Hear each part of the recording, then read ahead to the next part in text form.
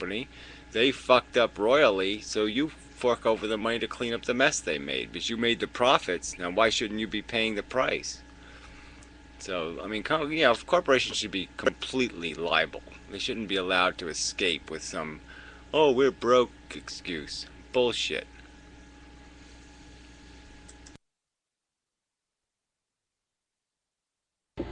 I just don't like it that they can set a precedent with real people and then set the same precedent with artificial people.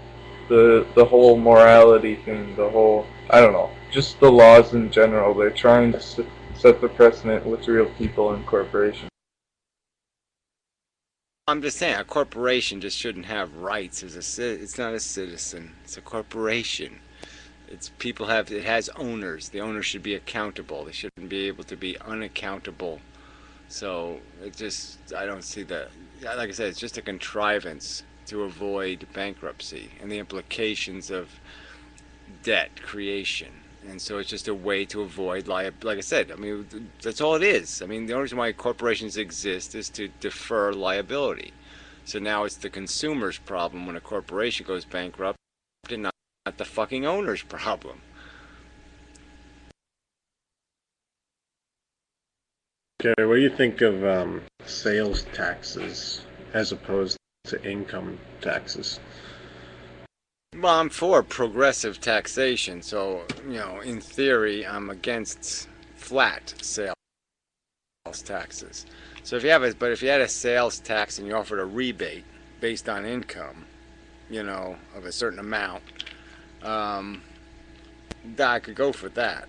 So, so if you were protecting the people under $40,000 a year from paying the sales tax on basic necessities, toilet paper and bread and water and the rest of the necessities, then maybe it's good, but that's basically turning a sales tax into a progressive tax. I mean, it's just, making a reverse income tax in a way, or whatever I'm saying. It's just a way of protecting the sales tax from being hugely regressive.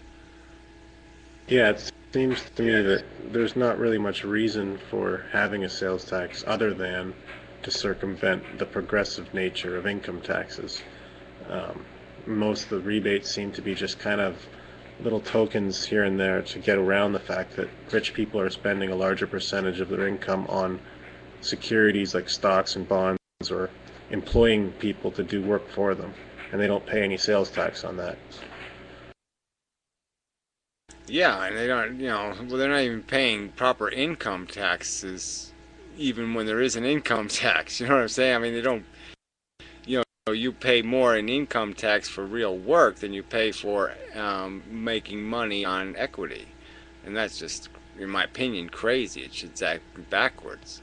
I mean, we should be taxing work less. Productive work should have a tax rebate, and money for sitting on your ass should, be taxed at the highest rate. Yeah, it's amazing to me, though, that all these countries are having deficit problems, and income taxes have been slashed pretty consecutively in all of the countries for the last 20 years, and the tax burden's just been shifted down onto the poor people.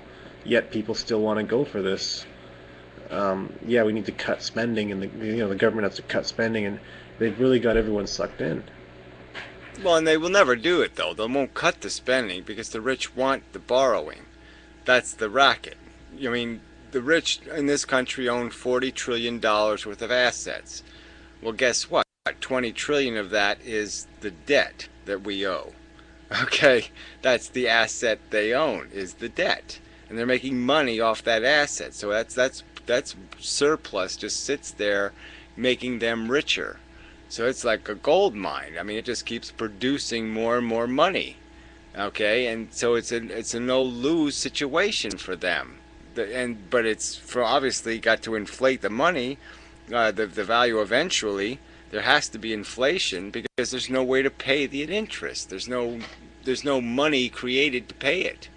So those IOUs, whenever they're going to try to convert them into a real asset, there's not going to be any real asset to be converted, because they're all promises on the future. They're all promises on future labor, like we're all going to produce work for 30 years to pay back that debt.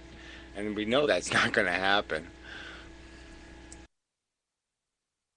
Yeah, why does the right wing always want to cut government, what they call it, waste, on things like, health inspectors, dog catchers, and all the things that basically make life better for everybody? Yeah, well, because they perceive it as being waste, but like I said, that's only the I don't even know how to put it. The more interesting question, I think, is why, even when they have the power, don't they ever get the job done? Why don't they ever cut it? You know what I'm saying? Because they really don't cut it substantially. I mean, it's still there, and it's still there because, like I said, they do want the debt. The debt is this is like I said, it's a perfect circumstance for them because it makes their asset, that makes their surplus holdings automatically worth 4% a year. I mean, they're automatically going to get an increase on the value of their money, their IOUs. So is it the shareholders of the banks who make money on government debt, or is it foreign countries?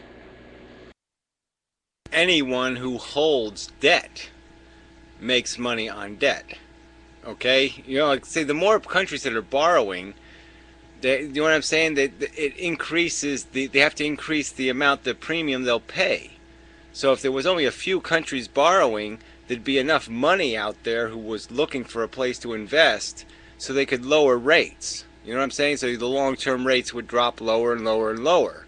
But rates will stay high, like 4 or 5% free money a year, because the fact is there's more demand for this surplus entitlement paper, and that has to be converted into cash when it goes into be buying a bond, and so that just keeps their values high. But eventually, like I say, eventually the game ends because the interest burden is so high, and you're paying interest on top of interest on top of interest. I mean, it's like IOUs on IOUs on IOUs on IOUs, and so you have so many levels of borrowing that there's so much interest built into the system that's all it is. Like I said, half the money that the rich own, half the stuff they claim possession of, half of their 40 trillion isn't a hard asset. Half of it is an IOU asset, okay? It's not an IOU for your house, it's an IOU for your future labor. It's an IOU for assets that nobody possesses yet. They don't even exist yet.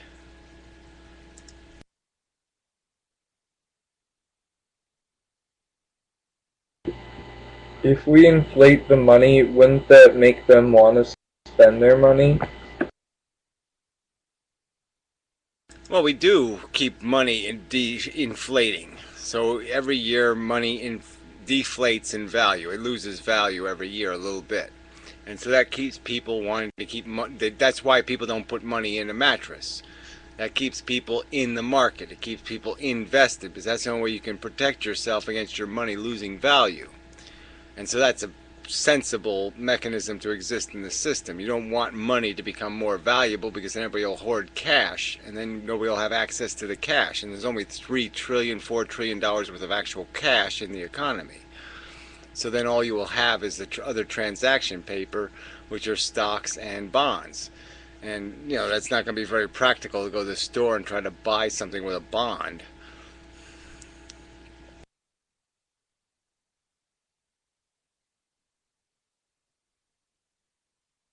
But I mean, the whole value of money as a means of transaction is the fact that you make it so people don't ever want to hold it. You don't want people holding cash. Then it loses its functionality.